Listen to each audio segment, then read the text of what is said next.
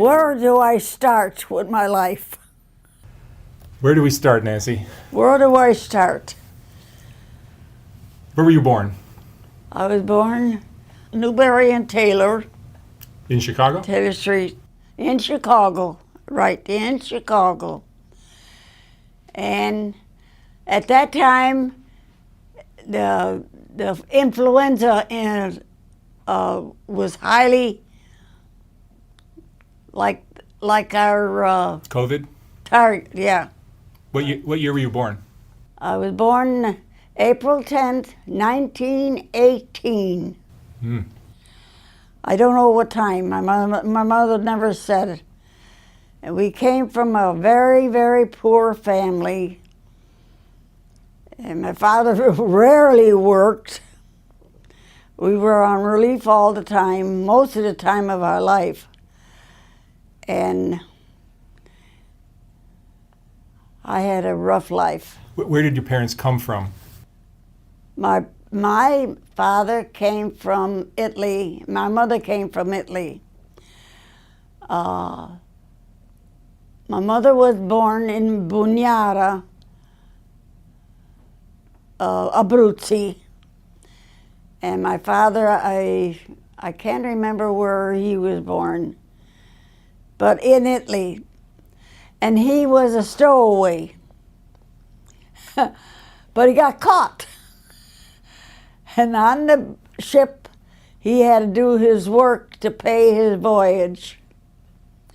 And when he came to America, he was a paisan, like a country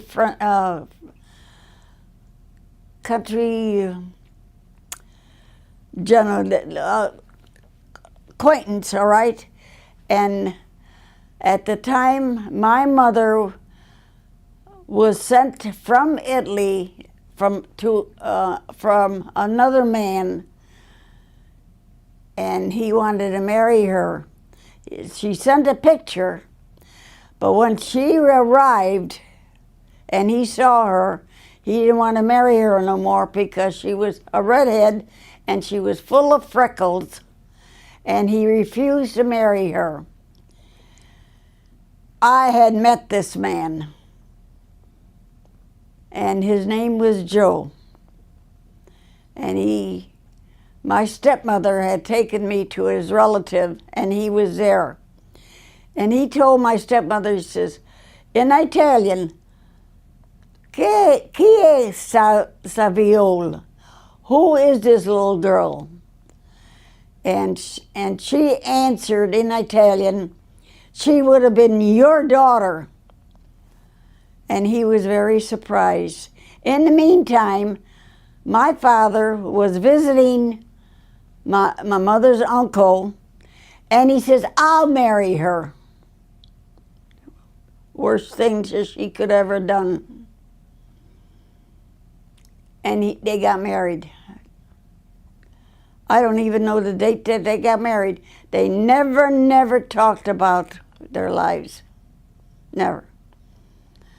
So anyhow, going on, we moved from Newberry Street to Taylor Street.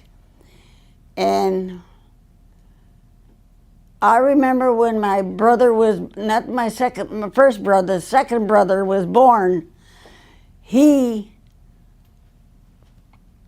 I was taking care of my brother at the time when my brother Nicky was born.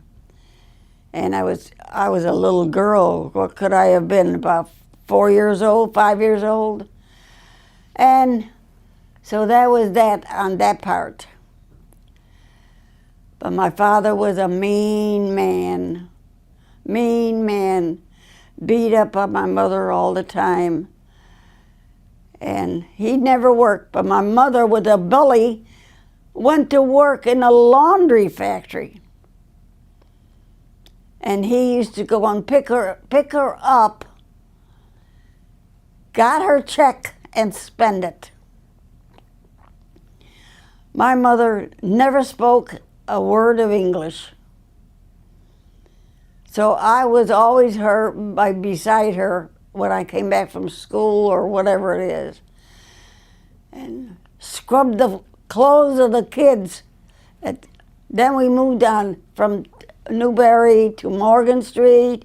Morgan Street was another situation that we were so poor, we had no shoes. My brother and I walked the alleys to get food to eat. That's how poor we were. And that's how it was. So I'd like to thank BetterHelp, who's the sponsor of today's video. How'd that go? Sometimes this job is just too tough for me. It just is. What do you mean? We go through so much, week after week after week. There's all this one drama and another, and there's so many difficult people to deal with. I mean, thank God I have somebody to talk to that just helps me understand, helps me calm down, helps me see through all the clutter and all the craziness that I have to go through, especially with this project.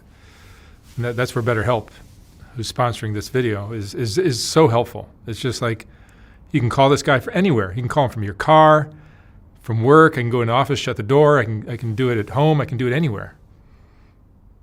It's great. It's just so helpful to have somebody just to like air your all your garbage on. It's very helpful. And make sense of it. Yeah. I think it's great that you're able to work that into your schedule. I know that it's changing all the time. Yeah, no, the schedule is crazy, but with BetterHelp, you can schedule it so easily. You just like, and for people that are looking for a new therapist, you call BetterHelp and you can get referred usually within 48 hours. And if you don't like that therapist, they'll you just keep trying until you find somebody that you click with. It's a great way to operate, and find somebody that just works for you, and then it becomes like your regular thing. It's really wonderful. It's great to have each week to reset a little bit. It's a reset. Yeah, that's exactly what it is. It's a reset. But BetterHelp connects you with a licensed therapist who's trained to listen to you no matter what your area that you need help with is. And it's just great to have somebody that's unbiased, that just listens and helps you understand. I've seen you go into your sessions feeling a little bit pent up, and when you're done with your sessions, you just have this ease about you. I'm a different person. You're a different person. I'm a It's different so person. helpful. Yeah, it really calms you down and just helps you, gives you peace with everything that's going on. It's really helpful. I wish some of our subjects that you interview knew how amazing therapy. Yeah, therapy is it's such a beautiful fix. And sometimes it works quickly, and for other problems it takes longer, but either way it works. It just takes the willingness to open up and find out what's there and figure it out. And a great therapist can help you do that. If somebody needs help, it's so easy to let BetterHelp connect you with a therapist that can help you figure out your issues. You visit betterhelp.com/soft white underbelly, or just choose soft white underbelly during sign up, and you get a discount on your first month. All right, and now back to the video. So This is roughly what year? 1924, 25. Tell me what life was like in 1925. Were there automobiles around? No, my dad had a junky old automobile. Whatever he wanted, he got. But whatever us kids need, or my mother couldn't get. My mother had no control of the money. He had control of it all. And most times he did the cooking. And I could remember, oh God almighty, those were bad years for me, okay? And I will go on more. We'll go on. When I was about 10, 12 years old,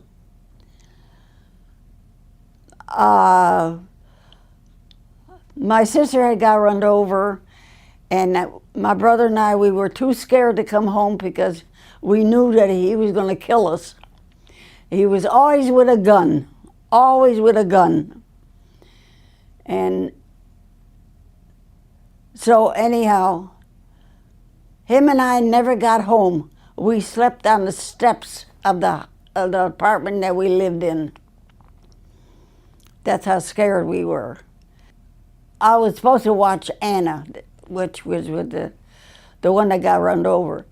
So in order for me to stay outdoors with the other kids, I wanted to get the other child and babysit for the two. As I went up to get the other sister of mine, the truck that she was sitting on the curb, and the truck went and hit her leg and broke it. And he was running away from the. He didn't know what had happened, but my mother's uncle's son belonged to the 42 gang, and he caught him to pay for all the medical bill of her. Well, my mother took her to the doctor to have that leg fixed. That was when my father, she was so spoiled in the buggy, and I always had to take care of her. So this one particular afternoon, she was crying. She wanted to be pushed. So my father kicked me in the rear end and told me to go ahead, and I was so embarrassed to do in the afternoon in front of everybody in the neighborhood. Well, anyhow, I pushed her all the way to the corner, and when I got to the corner, I slapped her face. I said, "You made Daddy do this to me." Well, anyhow, by the time she got around the block, me pushing her, she had quieted down. But that's another phase of my life. So then we moved to Crenshaw. My mother's uncle gave her $2,500 to put down on the house. And that's when we lived. We went further west, way west on Taylor Street. And there's where we lived and lived and lived. There's where my bad memories are of my life. So at the time, my mother was pregnant again with her 8th child. And I was going to be 16 years old, and they had promised me, "We're going to get you a cake for your 16th birthday." Well, then when they found out that she was pregnant, he got me in the kitchen and he said, "Nancy, you're not going to get no cake because we're going to have another Dolly." Words for words. So I was so disappointed I started crying. And I went to my neighbor across the street, and she was another one that was illiterate, I have to say, okay? And she says, "That's all right, Nancy. I'll get you the cake." She used to stutter. And I was kind of happy. But in the meantime, my mother got scalded to death from having boiling water. And she, from her waist down, she was all burnt. That was on April 5th in the afternoon. He came to the school, and I was in my 2nd year high school, and he came and take me out of school, and that was the last day I saw my day of school in my typing class. And I had to stay home and take care of the kids. And I, at age 6, not even 16 years old then, all right, and taking care of 6 kids. The baby was 2.5 years old. He used to grab me at the skirt, and and he pull at whenever he wanted anything. He looked because when I went to see her in the hospital, she had this heat lamp over her legs and her mid. A heat lamp over her, and I thought, what? So I went to touch her thigh, and my finger went down into the thigh. And I thought, oh my God, what did I do? What did I do to her? What did I do? And I started crying. And she said in Italian, "Stata corte Siviglia, tu sei la mamma. Take care of these children. You are the mother." That was around the 6th or 7th of April. How did your mom get scalded? How did your mom get scalded? I just hate to repeat it because he had to cover his rear and he told everybody that she was carrying the hot water to the wash machine.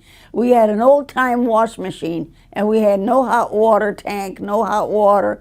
She had to warm up the water on a coal stove. But the truth of it all was, I can't even. It's so hard for me to. She was trying to abort the baby, and she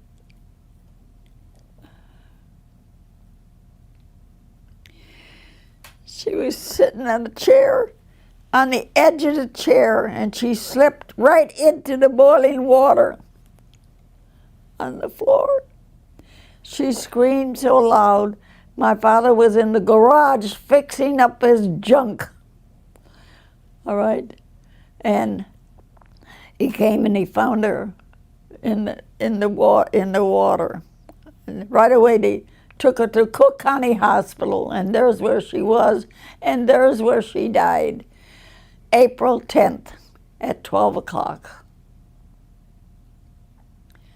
Now, we had no money, nothing to eat or anything. So my sponsor for my confirmation, her family came over. They lived about 4 houses away from us. And they came over, and she right away took over cooking for us, and she died a two-piece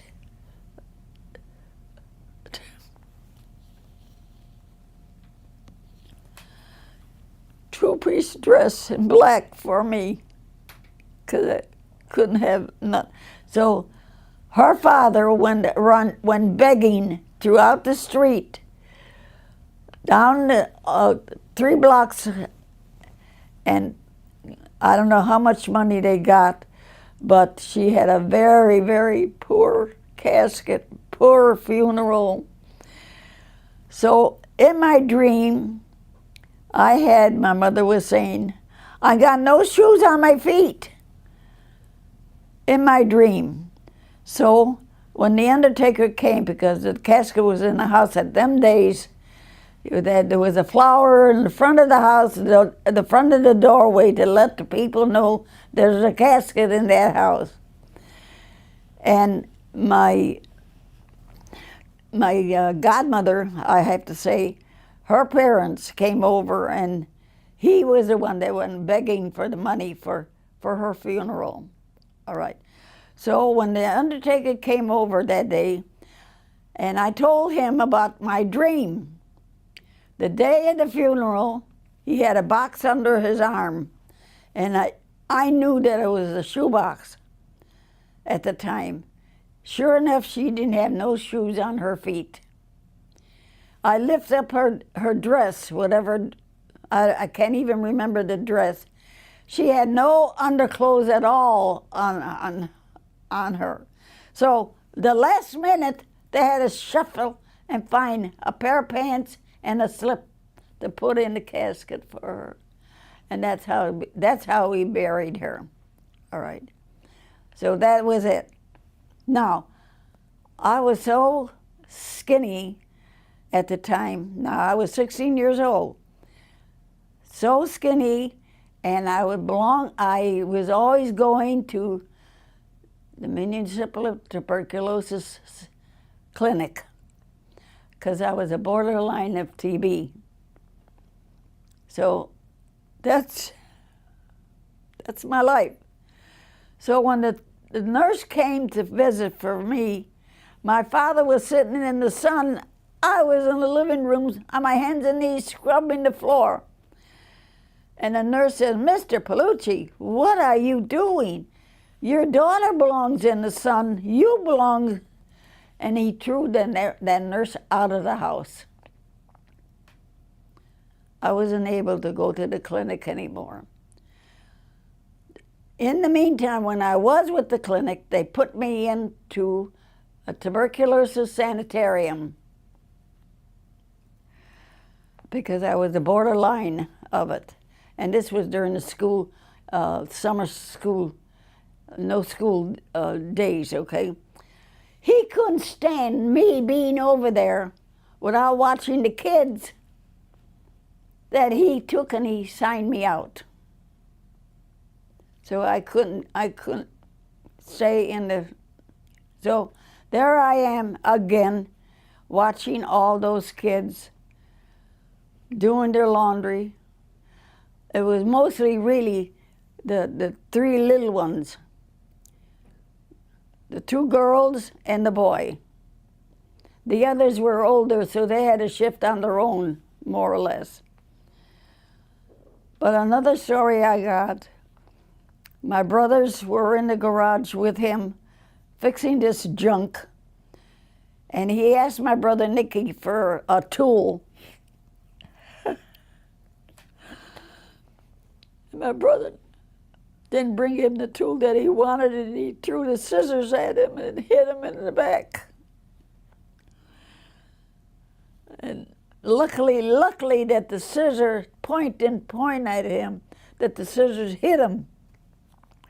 And that was that story, all right? So then we go on. 6 months later, another godmother, a goddaughter I had that was a renter upstairs, she had a boyfriend to live in, and he chased him out back to Italy, and he had a wife, which they found out when my father was interested in this woman. But anyhow, they got married. No room for me. I had to sleep on my mother's trunk that came from Italy, a wooden trunk with no blankets, no nothing. I slept on the trunk, and there's where I was because she didn't care for me. She didn't want, because I was two voices. All right. My brothers and sisters, they slept in the back bedrooms. They had beds back there, so they slept. The boys slept in one room, and the girls slept in the other room. All right. And that's how they were handled, okay. But me, I had to go sleep on the trunk. So that was the 16, 17. I was almost 18 years old. My stepsister was pregnant, and her doctor was looking for a babysitter and a housekeeper. And so she was only giving me $2 a week plus the room and board, okay? So anyhow, and I took care of her little girl and all that kind of stuff. So that was in December of my age, almost 18. I would have been 18 in April, and this was in December. For New Year's, I had to move out of my father's house and going into the doctor's home, all right? So I was there January, February, March, April. It was on my day off. I had 1 day a week, and that 1 day a week that I had off, I used to take two streetcars to go see my sisters and brothers because they were in foster homes. She didn't want, my father disappeared, the gangs were after him, and they wanted to kill him. Well, I wish they would have, but anyhow, that was that part of the story. And I wanted that day off, and she didn't want me to leave. She wanted me to stay on. But I had a bad cold, and I said, no, I want to go, and I got to go see my kid. I says, so I drove in Chicago all the way from, I'm forgetting the streets also too. But anyhow, I had to take two streetcars to get to one. 3 kids were in one home, and the 2 boys were in another. No, a boy and a girl was in another home, because my father took my oldest brother with him. I didn't know where he was at the time. He disappeared. But then later on, I found out that he had gone and hid in Colorado by his half-brother. All right. And he's not a Palucci, he's a Martino. So he was there all the time until the brother threw him out because he was supposed to do some work on the farm, and instead the brother caught him sleeping by the tree. And he said, get out. The brother threw him out, so he came back home to my stepmother again. But the kids were already out of her hair and his hair. That was all right. But anyhow, before I got the job with the doctor, after the doctor, yeah, I wanted to go on an interview in a Jewish neighborhood way up north, and I didn't know how to get there. So this fellow was my stepbrother's boyfriend, and I says, George, do you know whereabouts this here address is? He says, oh yeah. I said, well, I'll pay your streetcar fare if you take me there for this interview. He says, all right. So we go, but I was underqualified for this Jewish family. So on the way home, on the streetcar, and we were talking, he says, why don't we get married? Just like that. Never went out with him. I couldn't go out with him because my father wouldn't allow it. And I was, like I said, I was 18 years old. So we couldn't find my birth certificate. So his brother took us to, I don't know what town it was, but we got married.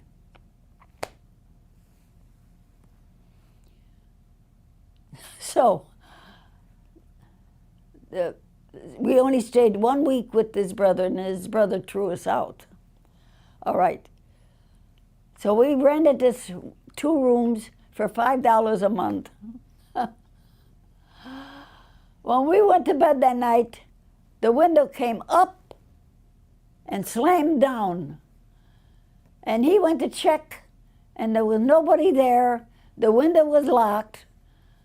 He didn't know what would happen. He says, well, maybe there's a noise outside. So he came back to bed.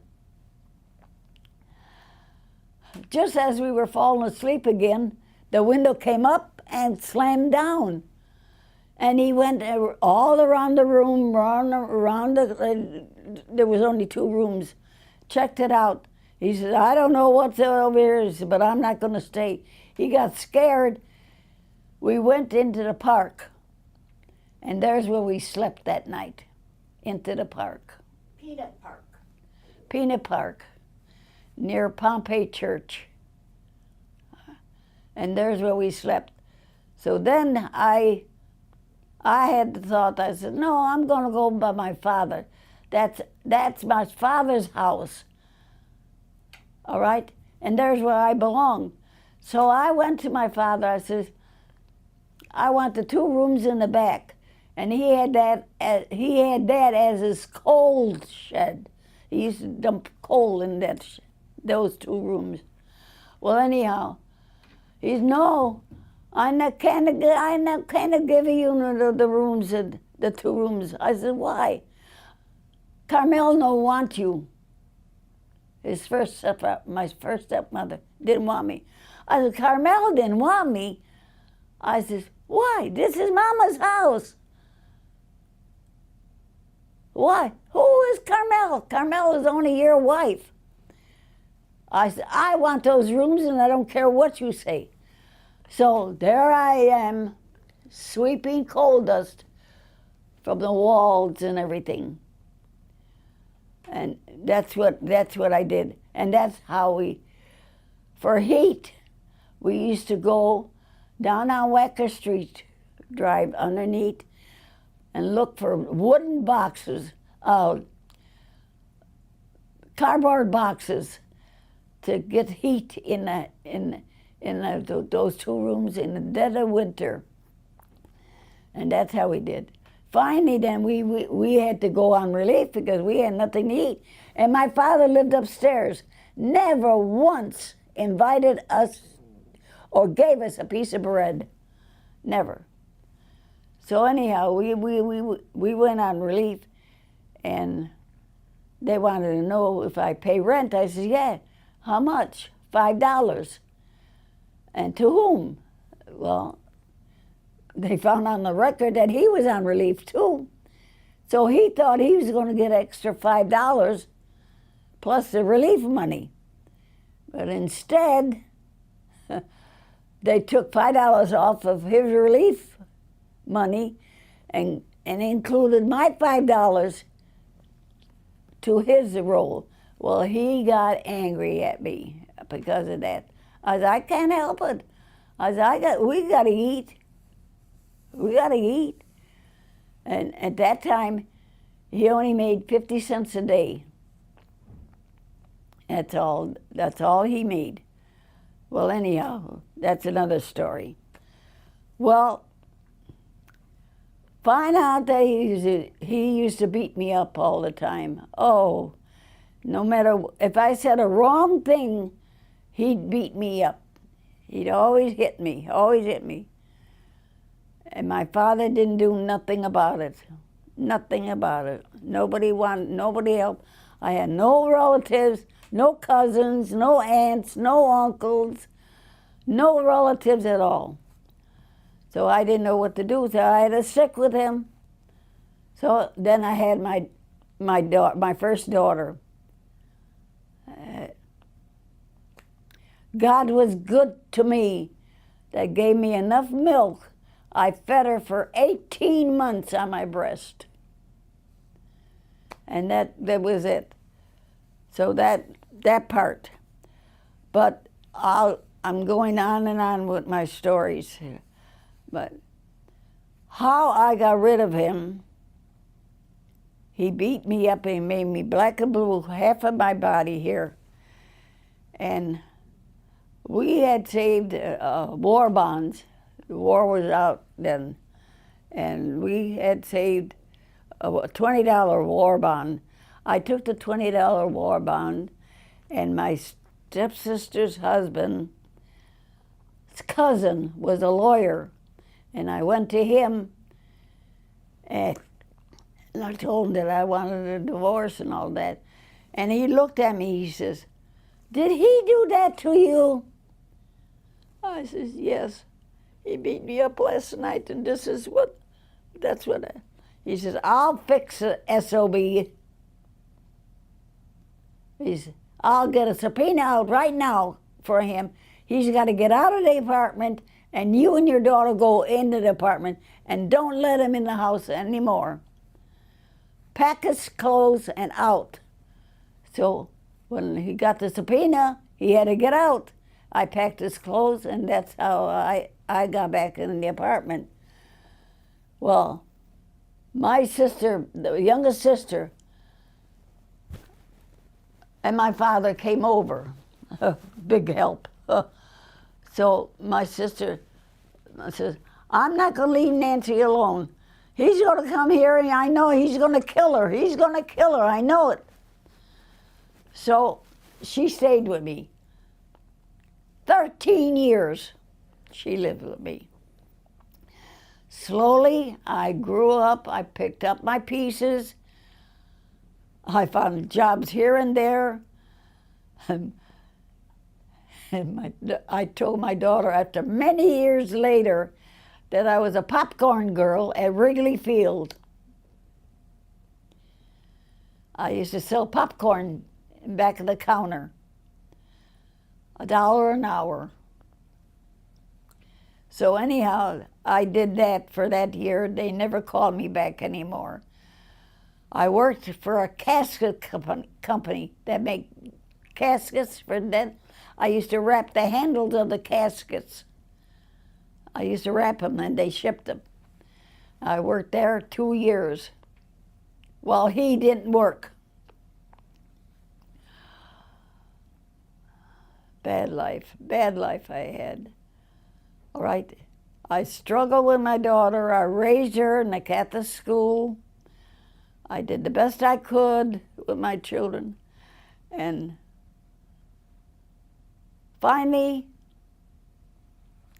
being the head of my family, and I kept my mother's promise, take care of these children, you are the mother. I never let them down. My sister Anna used to come over. She used to take my nylons, and at that time, secondhand nylons were 10 cents a pair. Well, she used to take them because they were shipped to Maryville Academy in Des Plaines at that time. So anyhow, he said, your sister's in your drawer. I said, so what, George? Let her have it. She don't have nothing. Well, she's in that home over there. Let her have it. I got a beating for it. Well, okay, that was all. But anyhow, going all through that,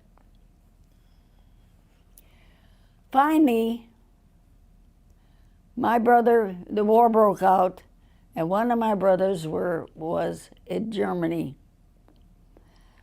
The oldest brother was a 4F because he had heart problems. Then there was Nicky that was in Germany. Then there was Joe that he was home with my father. So he was a cocky kid, you know, like he knew it all. Well, the head of the office of the boys that used to go to him, to the they called it something, but I can't remember. And they says, grab him, put him in. So they made him a police MP in Chicago. And that's what he was doing. Well, anyhow, in the meantime, now, Nicky was giving money to my father all the time. See, you always try to mooch money from the kids. So finally I said, Nicky, send me the money. Don't send Daddy the money no more. Send it to me. I'll save money for you. So when you come out, if you want to get married, I'll have money for you. Well, that's what he did. I saved $2,500 for him. When he came out, he was going with a girl, and which was in the same home as my sister Anna. And well, anyhow, so they were going to get married. So I I, as the oldest sister, always gave the kids a birthday cake, because we never had a birthday cake. And when they got married, I always put a bridal shower for them.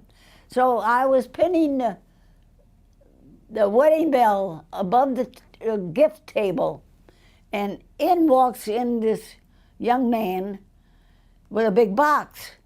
And he said, "Where do you want me to put this box?" I said, "On this table. This is the gift table." He dropped the box and he went off.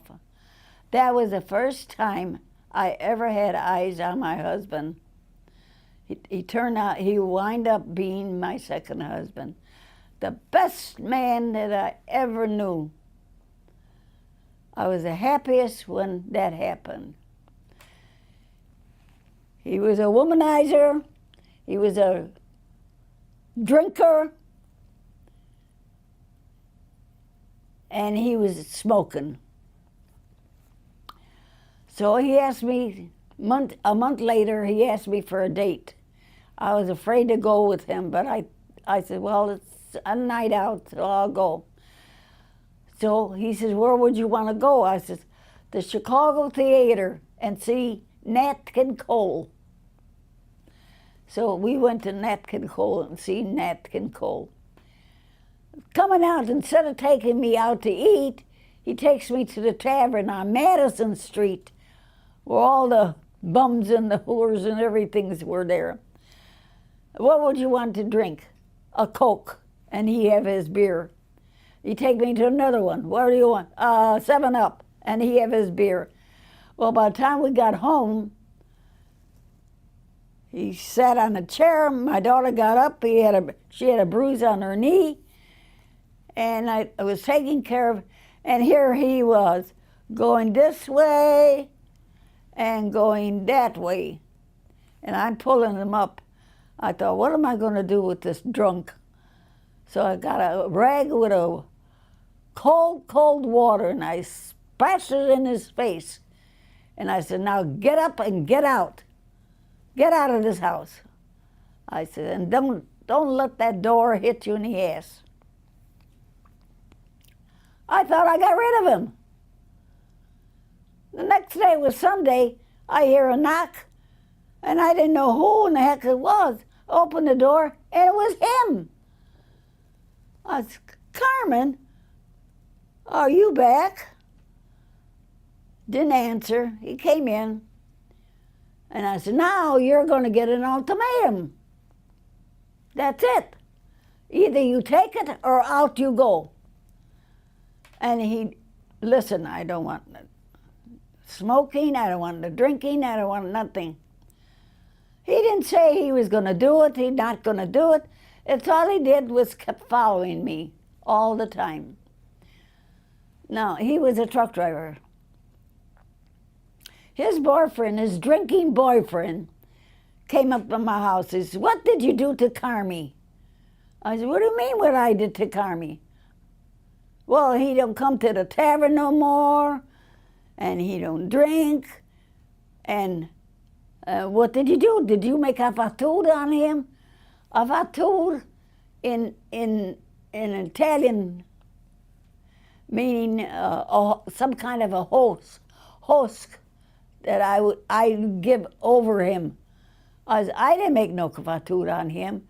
And in them days, this is going to be awful.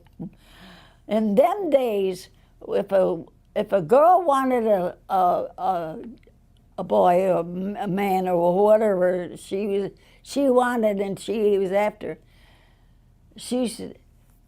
they used to take her monthly blood and give it to him, and that would drag him to her. Okay, that was an old Italian. How would they do that?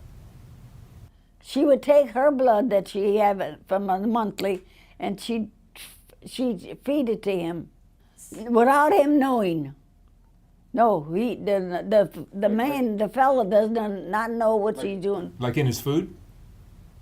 In the food or a piece of bread or anything that he would swallow, that he would eat. That's what they used to do. And it makes him fall in love. And that would bind him to her. You know what I mean? That would bind him to her. And that's an old-fashioned. To me, that was sickening. All right, I didn't have to do that. I just laid my ultimatum down to him, and that was it. Never went drinking, stopped smoking, and he never went to any women anymore. And he always followed me, and I'd always be with my sisters. You know what I mean? I wanted to know where they were going, what they were doing. If they were working, I wanted to know about the work. You know what I mean? I was the controller at that time with my sisters and brother, okay? Because I always had them living with me. I had my oldest brother living with me for 5 years after his wife died. My sister Christina, 13 years. Anna lived with me, and she was off and on. Okay? So that and I always was around my own family. And I kept my mother's promise, even up to today, sometimes. All right? And one of my nieces says, I am the glue of the family. And once I'm gone, the family's going to go apart. All right? And I think that's the reason why I am 106 years old. Because of that. All right? And the fact that my lovely daughter, when I was dying, and I did die, 2 minutes more, and they would have put the sheet over my face. And she was crying, don't leave me. That one. Don't leave me, Mommy. I'll be all alone, Don't leave me, don't die. For some reason, I don't know, subconsciously, I heard her crying and heard her saying those words. And in my mind, I said, I gotta fight. 3 times I said it. I opened my eyes, and the doctor found a little heartbeat in my wrist. And that's how I came to. So you had an allergic reaction to an antibiotic? Right. That's what happened. And so quickly, I was out. I don't know what they did to me. I don't know anything. All right?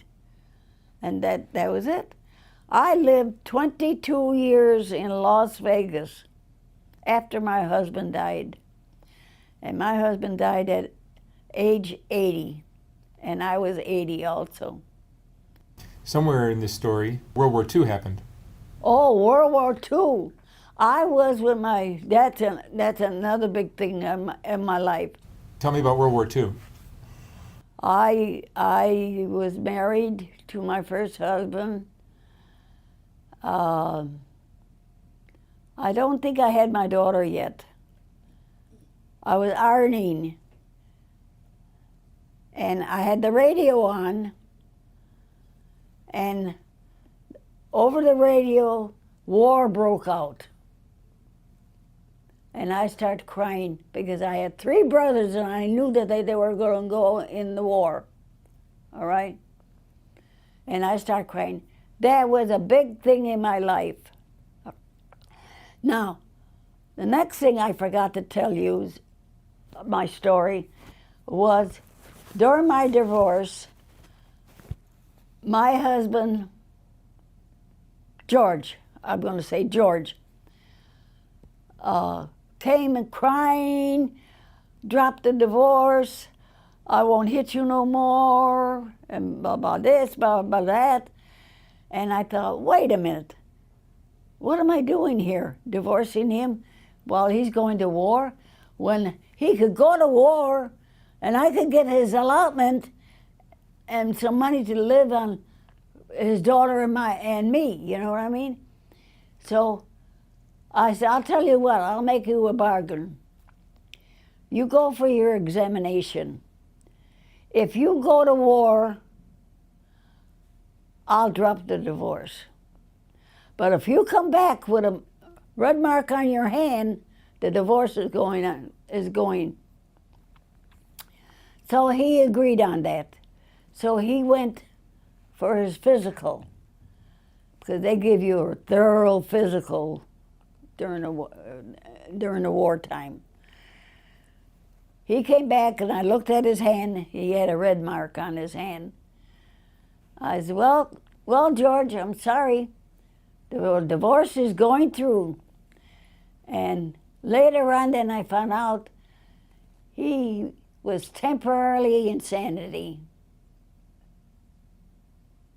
That's the reason why he went goofy to beat me up.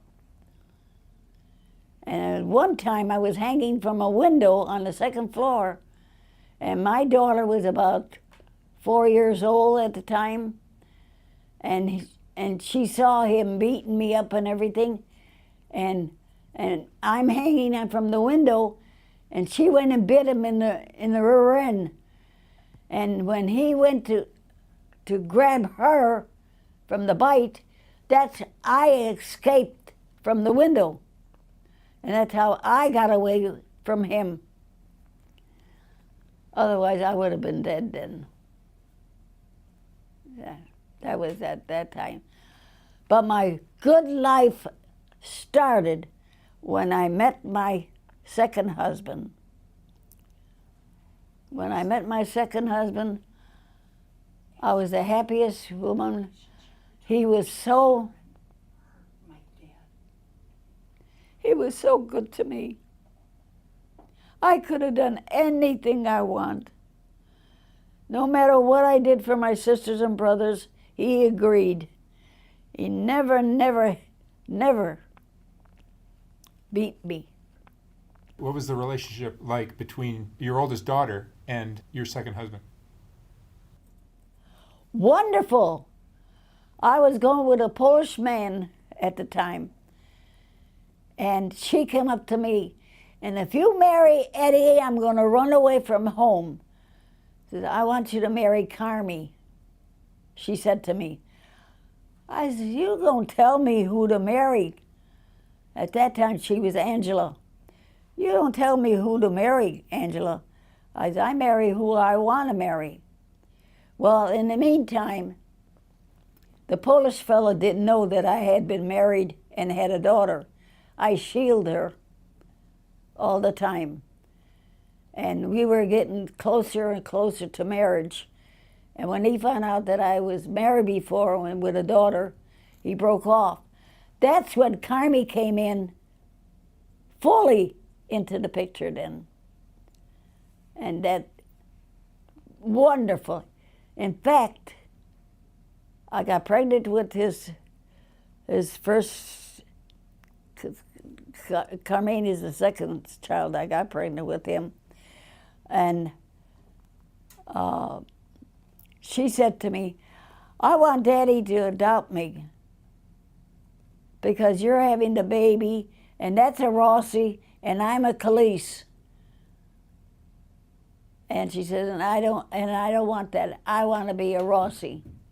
I said, I can't say it. I have no control of that. Ask him. If he wants to adopt you, I'll agree.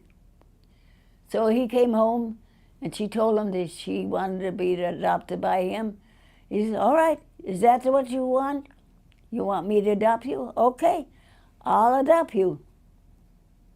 And that went on for I don't know how many months, because the lawyer told me if he comes up with all the money support of him. If your ex-husband comes up with the money? Yeah, if my ex came up with the money, then the adoption couldn't be.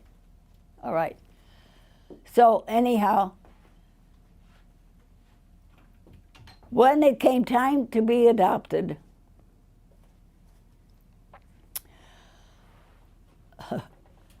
the judge told him, you want to adopt this girl. She was 9 years old at the time. And if you want to adopt her, she's just as if she was born to you. And he says, yes, Your Honor, yes, I know. So he turned to her. He says, do you know that this man wants to be your daddy? And she put her head on his hip like a loving, And he said, yes, I want him. I want him to be my daddy. Adoption granted. Just like that. Everybody loves Carmi. Everybody loved Carmi. All my Christmases, New Year's parties, all the get-togethers, it was a happy family. And he stopped his drinking, he stopped smoking and womanizing? He stopped smoking, he stopped all of that. For you? For me, yes. And, the best part is that I said to him, because I love to dance, I says, you got to learn how to dance. I said, if you don't learn how to dance, Carmen, I'm going to dance with other men. And he didn't like that. On a sneak, he joined Arthur Murray dance school. And he used to go to the classes, all the time. And I didn't know that. I thought he was working. And here he used to go to the dance class until there was a concert, not a concert, but where they profess what they learned. You know what I mean? And so he said, the teacher told him, you got to bring your partner to go into this here competition that we had to be in. So we went, and I said, you were coming here with that blonde all this time? And he says, yeah. I said, oh my God. I said, I can't believe it. She was a pretty, beautiful girl, blonde and all that. We won the waltz. We won the contest of the waltz. Yeah. And after that, we start going to Trinon, Aragon Ballroom, Paradise Ballroom, all the ballrooms that we could get to, we used to go dancing. And he said to me, I never knew how much fun it is to go dancing. See? I said, I tried telling you that it is. Till today, I love to dance. I danced at my 106th birthday. I was Passionello. Your daughter told me you just gave up your driver's license at 104. At the driver's license, I had to renew my driver's license now. And I didn't know whether I was going to, get another driver's license or not after 100, So I passed everything. And I was talking to them and all that. And the manager heard our conversation. And he says, give her the driver's license. And that's how I got the driver's license up to 104. What did you think when you got your license at 100 years old, and it expired at what age? Oh, I was still feeling young. The number 100 didn't mean nothing to me because I was still doing things when I was 90. You know what I mean? I was still going dancing, I met 3 different men in my complex where I lived, and we went out to dinners and stuff like that. Nothing elaborate about it, but just friendship, you know. What did you say when you got a license at 100? It probably expires at 104. None. I start laughing. I start smiling. You know that I was still driving at that time. I still was going to the casinos to go to the dances. I always went, even 102. So how many children do you have? I got 2 children. One is 86, 87, and I lost a boy in between time. I miscarried at 4 months, and then the doctor told Carmi, if she gets pregnant again, she's gonna die. So don't get her, you know, I couldn't get pregnant. Well, I was 39 years old, or 38 or whatever it was. I said, I want a baby. He said, no. I said, yeah, I want another baby, because my sister was having a baby and my sister-in-law was having a baby, and I wanted a baby too at that age. So finally I got pregnant. And sure enough, 3rd month I had to stay in bed because I was going to lose her. And in 39 I had her. I said, I wanted another girl. Yeah, and that's how come she's here today. There's a reason for it, why I wanted her. What was that reason? Just because your sisters? No, the reason is that she's taking care of me. All right. You're smart. She took me in and she's taking care of me. Even though we fight like crazy, but she's still taking care of me. I love her dearly, dearly, no matter what happens. I love her dearly. And that's it. Nancy, what would you say was your favorite decade of your life? Your 20s, your 30s, your 40s, your 50s, 60s, 70s, 80s, 90s? My favorite was in the 40s. When you were 40 years old? Or 1940s? 1940. 1940s. Yeah. That was during the war. Yeah.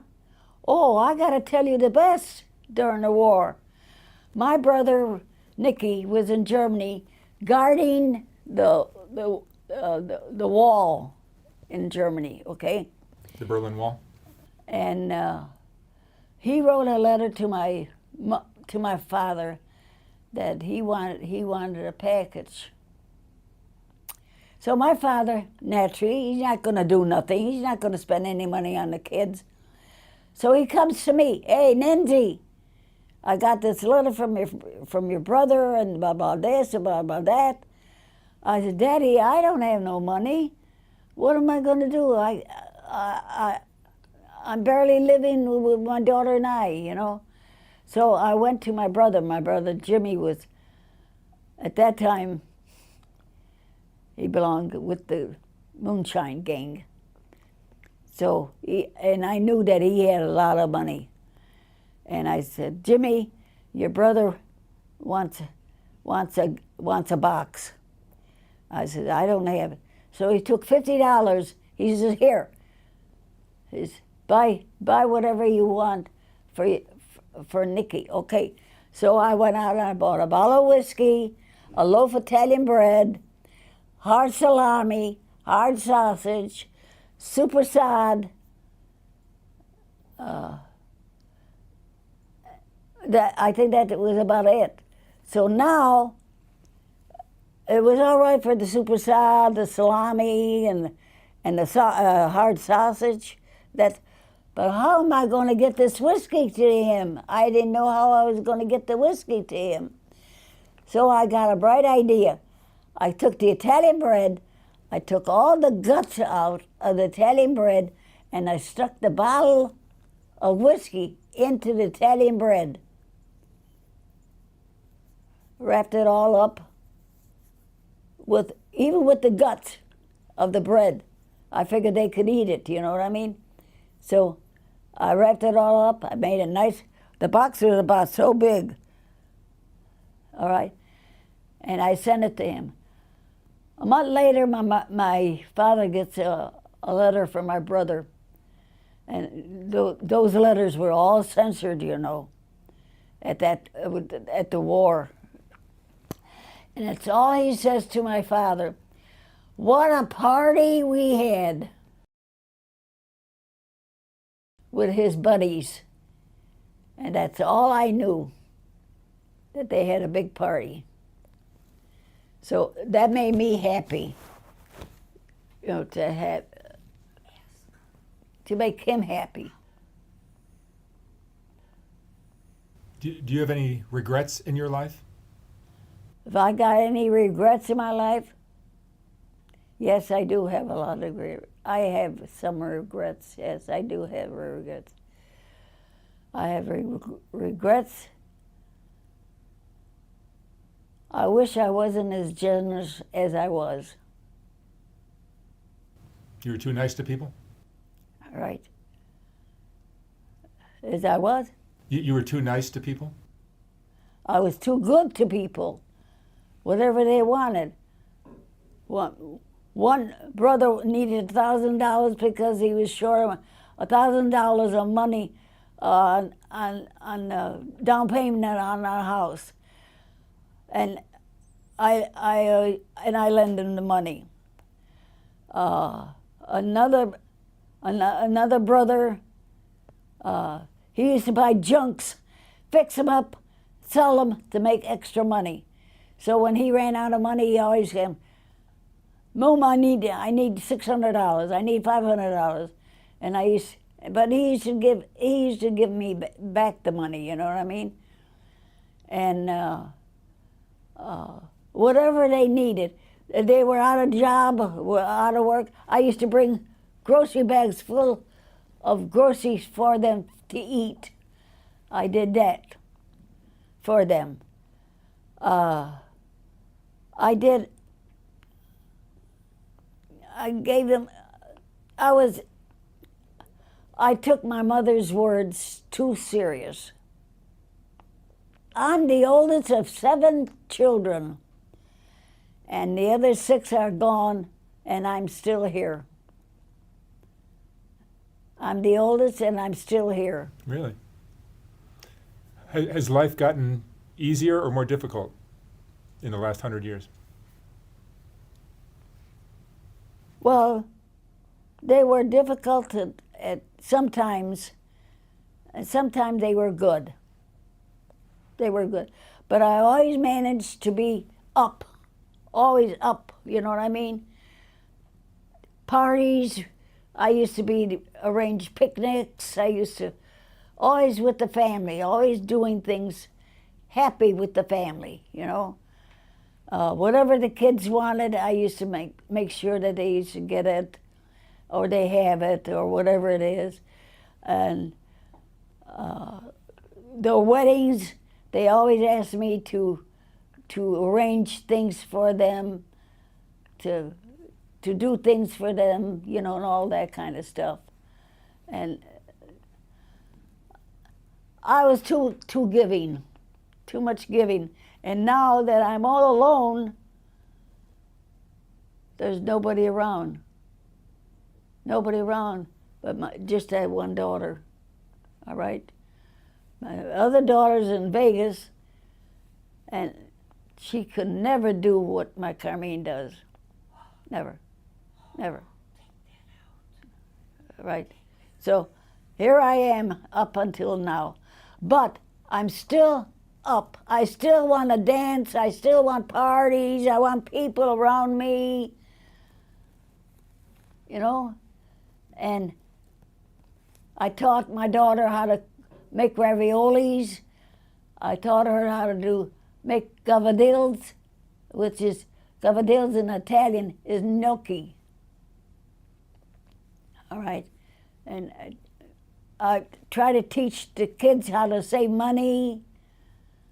And when they were little, when they were first starting to work, and I used to tell them, if you make $1, spend 50 cents, but save 50 cents. Always make sure you have something saving. Are we improving, or are we falling apart as a society? Worse. Politically, it's gotten worse. Because after the war, we start seeing prosperity.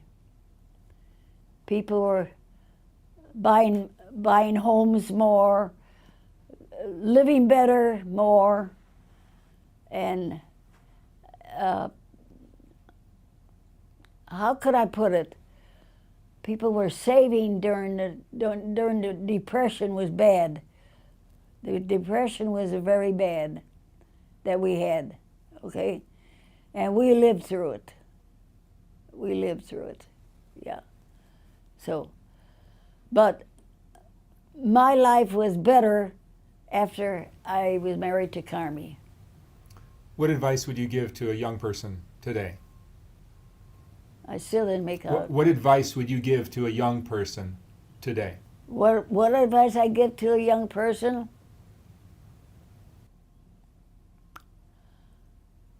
Your word is your bond. I don't like false people. You know what I mean? If I say one thing, it's going to be that one thing. Not you say it. Words are cheap. Words is cheap. You and I are talking, it's cheap. But the action of it is what counts. And this is what I keep telling all my kids. Words mean nothing. You could say the words now and mean nothing an hour from now. But the action that you do in that 1 hour, that's what counts. That's what I tried telling everything. But the Rossies have a way about themselves. Time means nothing. Time means nothing. Words means nothing. And I tell this to my nieces and nephews. All right, one last question, Nancy. What would you say is the most important thing you've learned in 106 years of living? What is honesty? Honesty. I hate false people. I have a friend that's close over 75 years that we're still friends. When I worked at Alden's mail order house, this is way before your time, all right? And I still have her as my friend. She's still alive.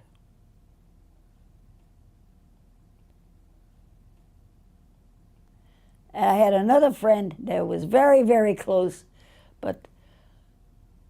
and that's when I was doing nurse's aide at a hospital in Chicago. I volunteered one Sunday a month to go to the Women and Children Hospital, and I donate my whole day. And we were just married not long with Carmi. And he didn't care. He made me go ahead, you know. I did it, and that was it, you know. And I had to quit. I graduated with a cap, a nurse's cap. And our outfits were blue dresses. We were called the Ladies in Blue. And most of my time was with pediatrics. this one baby sticks to my head until today. She was only 9 months old, and she had a spinal bifida the size of a small football in her back. And when I had to change her diaper, I had to put her on the side to change her diaper because that spinal bifida was so big. And the parents gave her up to the hospital. That I still think of that little girl. I still think of it. Then I had another one, a black baby boy. It's all he wanted. He wanted me to hold him on this side and rock him on the chair. That's all he wanted. And that's what I used to do. Take care of those, change their diapers and take care of them. All right, Nancy. Thank you so much for sharing your story. You've led a very interesting life. I had a very,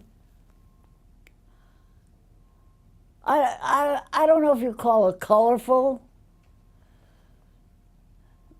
because it was sad and happy. And all that I did and all that I gave, I didn't expect my life to be this way. I didn't.